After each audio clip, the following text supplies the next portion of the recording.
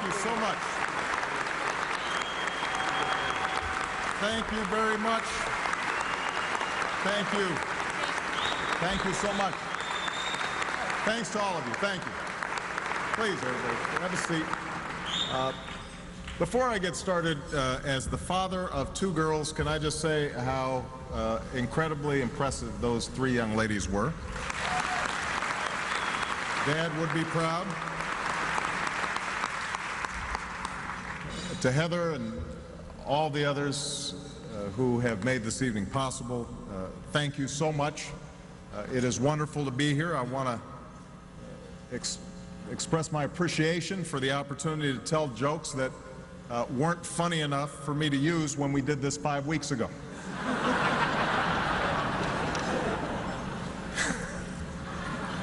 Whatever. The jokes may not be as good, but neither is the guest list.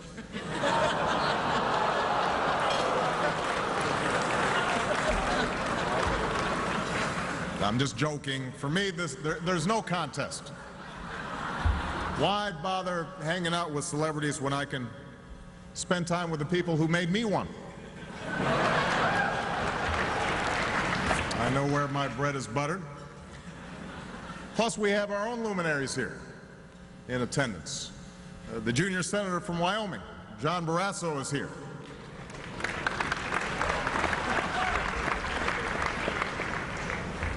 I'm sorry, John Barrasso skipped this evening. Let me tell you, for those who haven't met him, John Barrasso is the George Clooney of junior senators from Wyoming.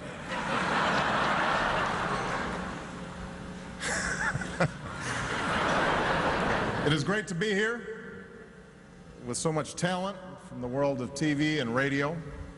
Despite the flood of new media, I think your programming is more relevant than ever before. At least that's the impression I get when I read the blogs every day.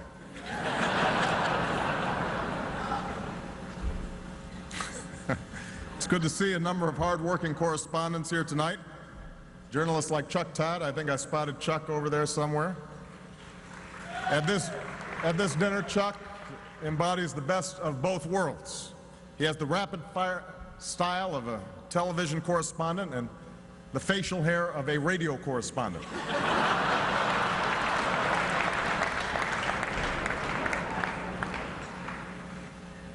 Mika Brzezinski is here, I believe, in the house. Mika and I have a lot in common. We both have partners named Joe who used to be in Congress and don't know when to stop talking.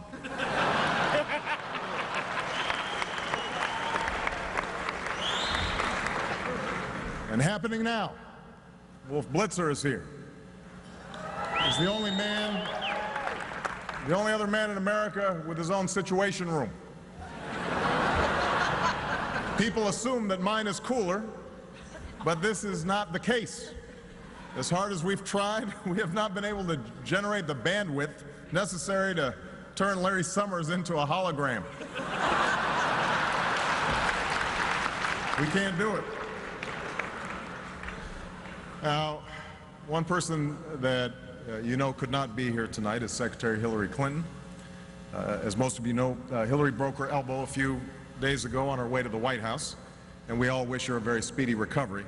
I do have to say, though, that while it's been reported as an accident, there were some suspicious circumstances. Just before the incident, Secret Service spotted Richard Holbrooke spraying WD-40 all over the driveway.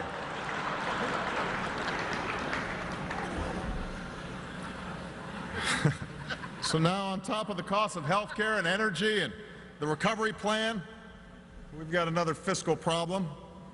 Fortunately, the lawyers tell me that Hillary's ready to settle.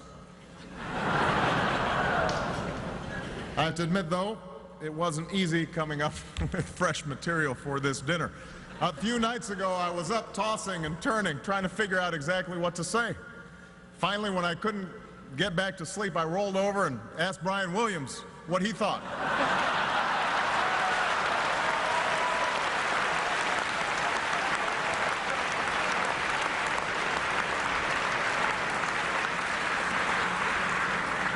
Now, the truth is, Brian Williams is actually a terrible house guest.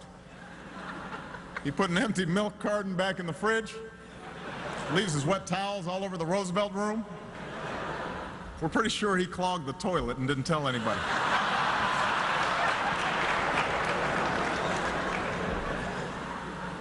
Although, I must say the whole thing was worth it. Inside the Obama White House is my favorite new show. There's just something really compelling about the main character. It's a wonderful narrative.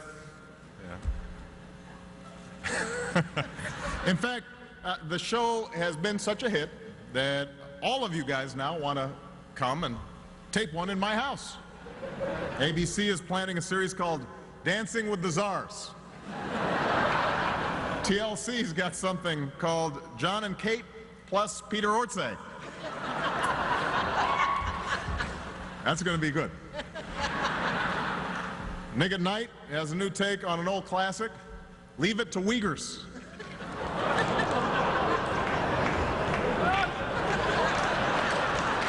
thought that was pretty good. Of course, given the fiscal crisis in California, these shows all will be competing directly with Governor Schwarzenegger's new reality series, I'm a Celebrity, Get Me Out of Here.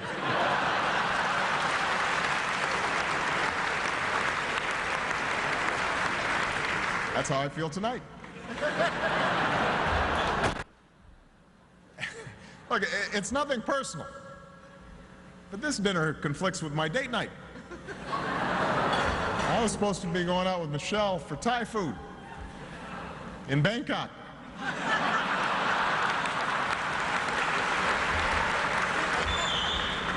But I have been doing a lot of traveling. I just returned from a trip abroad, as you know, in Egypt. We had the opportunity to tour the pyramids. By now, I'm sure all of you have seen the pictures of Ram on a camel. I admit I was a little nervous about the whole situation. I said at the time, there's a wild animal known to bite and kick and spit, and who knows what the camel might do.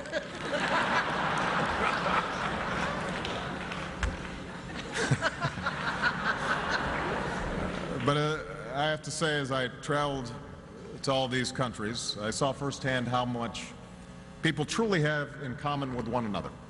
Because no matter where I went, there's one thing I heard over and over again from every world leader. No thanks, but have you considered palau?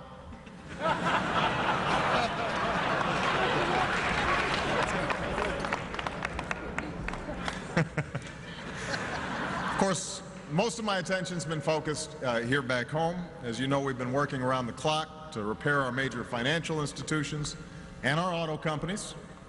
But you probably wouldn't understand the concept of troubled industries working as you do in the radio and television industry.